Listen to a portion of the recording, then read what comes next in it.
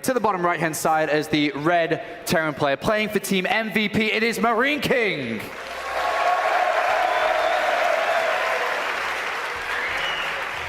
A player that hasn't traveled for a long time, and then his opponent, also on Team MVP, but while he's abroad, he's representing Invasion Esports. It's Gumiho! Also known as the Towel Terran, Nathanius. And I'm sure he's got that somewhere in that booth. Yeah, man. He's got some sweaty hands. But you know, when you move so fast, you need to be as precise as possible. He's also known as the poor guy. I think his Pro League booth collapsed on him in one of his matches too. That's right. Infamous GIF. That was one moment to remember, that's for sure.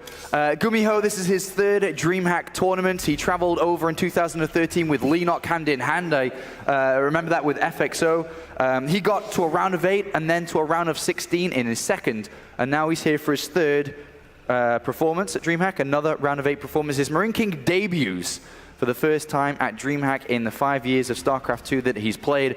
And we already have the 2 opening builds taking place here, Nathanius. Walk us through this. Yeah, well, in Gumiho's side of things, it's very, very standard with a barracks into gas. He wants to play with a Reaper start. MarineKing has shown us a lot of different ways that he takes his gas first build. So he can go straight for that factory when his barracks is done, but he's already shown in this tournament the willingness to go for a very fast Reaper, even fast 2 Reapers, especially like he did against Bunny. And that can complicate things against his build, because most of the time, if you're playing the style that Gumiho is going for, you want to play a fast reactor after 1 Reaper. The Reaper scouts, keeps you safe, and mostly just wants to know what's going on. That's not going to be an issue this game, as MarineKing will open up with a Marine, and this SCV should be able to spot that. So it really comes down to how greedy does Gumiho want to be? Is he going to expect that Banshee play, or will it be the Medevac, the Mine Drop? There's so many different plays that MarineKing can make out of this gas first opening. And already a dance around the barracks here is Gumiho looking to escape, or at least continue to scout. It's a back and forth between the both of them, with the Marine hunting it down, and this eventually will die, this SCV. I don't think he's going to be able to get out. It is a ring around the barracks,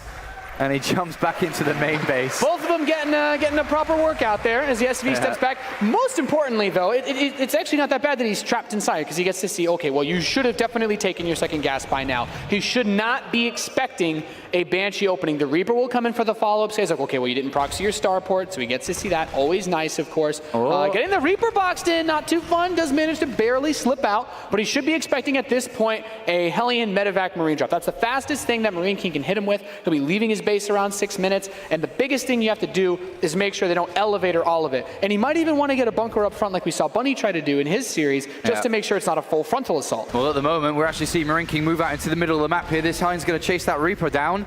He's going to try and kill it. He's going to go around this corner. One more shot, and the Reaper trying to look for a way out here, and it does get blown up. Really nice there by MarineKing, and he's continued this pressure. There's 3 Marines as well. The bunker not yet complete. 2 Marines on the high ground, and Gumiho could be in a bit of trouble here. A couple of shots from these Marines do push that Hellion back, but here come the 3 from MarineKing. Yeah, MarineKing really showing he just wants to get super aggressive, even without the tech that this build uses as its cornerstone. And Gumiho's not prepared. He would have been fine if MarineKing had waited for the Medevac, but MarineKing knows that if he can just cut a couple corners here, he's like, okay, maybe I move out without the Medevac. If he doesn't have enough units, I can do a lot of damage. And he's already forced him to evacuate this natural expansion. He's sitting on top of his ramp, and he could even still push up this ramp at any moment. Yeah, he's got a Viking on the way to come support this too. That Hellion's very low, 1 shot, and it's gonna die, but we have units on the high ground for Gumiho. He has to evacuate this area. Gumiho in a bit of trouble to start this one off. Not a good start for him here in this best of 5. A very hyper-aggressive choice of movements from MarineKing, and now that the Medevac is making its way over, he'll have that high ground vision. He can force his way up the ramp so much more easily against this army. Yeah, and good spread there by Gumiho on the high ground, but MarineKing's going to push the issue. He loses one of the Hellions. And so far, good position for Gumiho up here, but the Medevac is healing. But no, it is not good enough. It's a good spread. And Gumiho will defend. Good spread by Gumiho to hold that ramp. MarineKing has a command center on the way back home. He is finally taking that second gas. We've seen no big transitionary tech. We have not seen a movement into Banshees. MarineKing's going to throw down 2 extra barracks, so he's already showing us, I don't want to play mech like I did earlier on in this tournament. I want to play straight up bio. And Gumiho, well, there's still a little bit of time left before he completely commits one way or the other. Yeah, it was definitely a good start there for MarineKing. Just kind of delaying this fast expansion that Gumiho had. He would have raced forward when it came to the SCV count and the amount of money he could bring in. But MarineKing pushed him all the way back while taking his own expansion. But it is not over yet. MarineKing has loaded up the Medevac full of the units that were left over from this. But currently, Gumiho in position and anticipating this type of move. Viking here on patrol move, gets a shot off on this medevac, which is already a little bit damaged from the earlier fight. Yeah, it's not uncommon at all to follow up those medevac plays with either a Banshee or even a fast Raven, and we've seen the Raven be used to a great extent, actually, even by Bunny, to put some pressure on earlier on against MarineKing. So having that Viking there, always smart. It allows him to get a lot of information. This scan sees, okay, you're getting all your infrastructure set up. There's not really that infrastructure commitment made yet by Gumiho. He's going into the Banshee, so maybe he sees, yeah, okay, third command center comes down, so he'll have a very late infrastructure, but if he doesn't take any damage from the first big aggressive push that MarineKing makes, he should be in a pretty good position. All right, so it's all going to come down to how much of these Banshees can do, because currently there's no defense set up yet for MarineKing.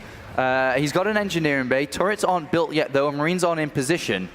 And he has no idea about this. We saw a scan come from Gumiho, who saw what was going on, but on the other side of things, MarineKing has not done that yet.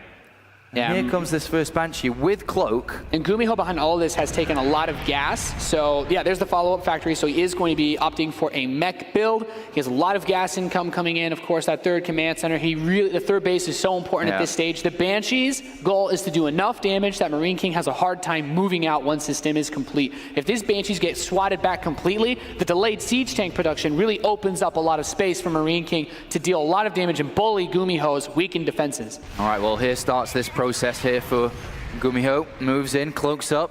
No turrets yet, so he's going to get into this mineral. I'm not sure if we've got any scans available. There's not on that one. No, and no energy at all. So this is going to do a lot of damage here. 2 SCVs down already. And MarineKing surprised by this. No scouting, gets no information, and now he's paying the price for this. Marines come up, but it doesn't matter. A lot of lack of mining time here. Great move from Gumiho, and dealing a lot of damage here. And this is exactly what Gumiho is looking for. He doesn't need to kill a crazy amount of SCVs if he's not mining off his main base at all. It's very smart to pull at least the medevac over here, since it can heal the SCV enough to require 3 shots to kill it with a Banshee. But there's another Banshee on the second base here as well, so this one's doing damage too. 6 SCVs have gone down. He's going to get a 7th. He's going to get an 8th in a second. Really nice play. This is a lot of damage being dealt here to MarineKing. And this is perfect from Gumiho so far. He's managed to keep the Banshees alive for the most part. He's throwing down his armories. He's been continuing siege tank production, and now he's forced MarineKing, who, by the way, still doesn't have that third base. He's forced him into a position where he has to do something. He's being forced to attack into a mech player that has stalled for an incredible amount of time. And what this will allow Gumiho to do is he actually doesn't need to go for that third base yet, so he can just sit back on these 2. He floats the barracks out. He'll see the positioning of this army, and really he just has to be ready to stop this attack, because MarineKing does still have an equal number of siege tanks. Does Gumiho have enough to defend against this little push out, though? His economy is great. He has this third command center, which he will move out shortly, but for the time being, is there enough here for him? If there is, this is good. MarineKing has a look on the high ground, sees tanks and Banshees. With two orbitals, the Banshees are still a problem. He has 1 scan back home, it looks like, getting close to 2. So he'll try to use that to defend, but instead he's going to go for the big drop. The Vikings are trying to move in position for Gumiho. He has 3 of them, but 1 medevac still manages to unload with no hit points. SCVs and Hellions coming in and try to grab this. He has the Banshees for support, which are crucial in helping to take these down. He situates himself, and that bunker in the main base of Gumiho is so key at preventing him from locking this position. Even though MarineKing goes in and gets his army clean up eventually, 20 SCVs have gone down in this. Yeah, MarineKing, though, he still never set up that third base. Gumiho has the third command center. He has access to 3 mules. Gumiho is not worried about Banshees. He can spam those mules out to recover his economy. And the most important thing is he's kept the siege tank count intact. He doesn't have to push. He could think about it. But really, he can set himself up right here, keep this third base, and basically say, MarineKing, you're going to play this game from way behind. All right, well, here comes a push counter from Gumiho. MarineKing sacrificed everything he had built over this couple of moments in this 13-minute game. He has a little bit left over, a couple of tanks and Marines. Gumiho decides to turn around.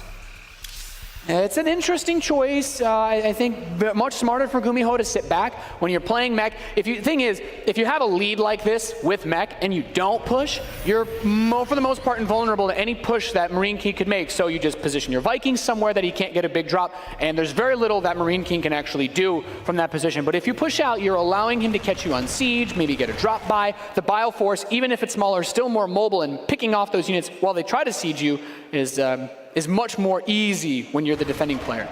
Gumiho has a couple of Hellions here. He's going to find a Marine in the center of the map as he slowly moves out to take his third base now. Starting to recover very well in the economy. He's already back up to 44 workers to 49 here with, as you said, the use of the orbital commands.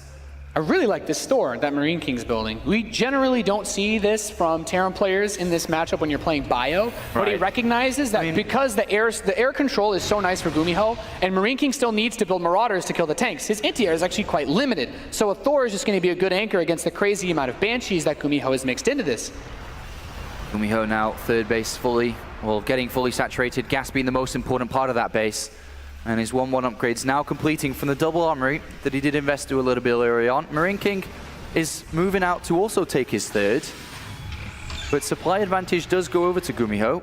125 to 123, very similar, but this is a little bit better here for Gumiho. Yeah, I mean, the mech army in general is going to be more cost-effective in terms of taking those straight-on engagements, as long as the tanks are sieged up. There are no turrets on this third base, so a small window opens up for MarineKing to try to grab a few SCV kills, and everything that he gets at this point is invaluable to him, but losing 2 of these Marauders for a few SCVs, the Banshees clean up.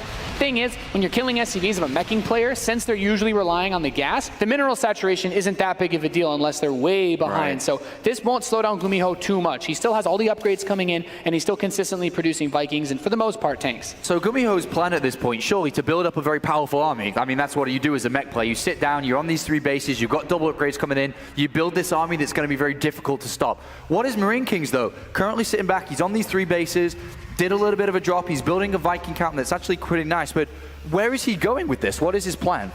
It's really difficult. Like, MarineKing, like I said, he couldn't really move out, and he hasn't moved out. He recognizes that if he goes to take any sort of fight and he loses any more units, it's very easy for Gumiho to counterattack and kill him. So what MarineKing's basically saying is, I want to just max out on Bio. If Gumiho makes any type of push, and MarineKing is maxed, regardless of what situation the game is in, it's possible for a fight to snowball really heavily in MarineKing's favor. He just needs to catch Gumiho unsieged. Still pretty difficult to do on this small of a map. Well, both players just building up at the moment as we get closer to the high ends of supply. 170 for pretty much both at this point. As now MarineKing has a look at this army, sees the high amount of Vikings still with the Banshees. Decent sizable army for Gumiho, and he is getting close to that 2 to upgrades. It's 14 Vikings for Gumiho, 10 for MarineKing. But MarineKing does have the 3 Thors, and I think the Thors are really crucial in this because oftentimes when the Vikings are even just fighting against other Vikings, it's not like a light unit issue, it's more of the air unit stacking issue. Well, Gumiho's just scanned his opponent's army, had a look at it, likes what he saw, unsieges, moves out, 2 to upgrades, not too far away from finishing here for Gumiho. How is he going to take this fight? Where is he going to set up position? He's got a couple of SCVs with this as well. I mean, the spread is actually not that bad. Like, the army that's at the third base, I think you might want to lower those depots. Like, he should be looking to encircle this army as it comes in. Trying to play the defender against mech is really, really tricky. So now he's getting ready. He's trying to catch this army out of position. Those Thors are going to be looking to get the Banshees so that his Bio can move in. But SCVs are pulled with this too. Both players know exactly where each other are. The high ground goes to Gumiho. He's going to clean up this command center very easily. A nice cancel on that. There's another one building up to the north. A scan from Gumiho checks out this army again. Very little medivacs here for MarineKing, and here goes Gumiho. He's going to move down. He's going to siege up Nathanius. Yeah, the Banshees cloak immediately. He stims forward. Actually does not have vision of the Banshees. They're just going to town. The Vikings are going to start to trade out here, but you can see that Marine and Marauder really able to capitalize on the time it takes for Gumiho to siege his army. This is exactly what MarineKing was looking for out of this engagement. So much supply in Vikings that can't do anything because there's stores on the ground, and now MarineKing just completely swings things back. This is the classic, you know, you could almost say a mistake of the mech player is to move out, get caught, unsieged. Yeah, he denied the 4th base, but pushing the issue further just gave MarineKing time to set up to capture him, basically. Well, at this part of the game, both players are looking to take a 4th command center, and Gumiho's going to have a very hard time taking it. The one way that he could is put all of his units on there and hope to hold that, but that opens up a lot of other weaknesses in other areas where he won't have that many units. There is one other thing, though. The commitment to the Thors and the Vikings has put MarineKing at a pretty weak army. He stims again. He doesn't have any medevacs whatsoever. He's going to run forward to catch his army siege. The command center is done. It's turning into a planetary right now. The tank count is still favoring Gumiho, but those Thors are soaking up a lot of damage at this point.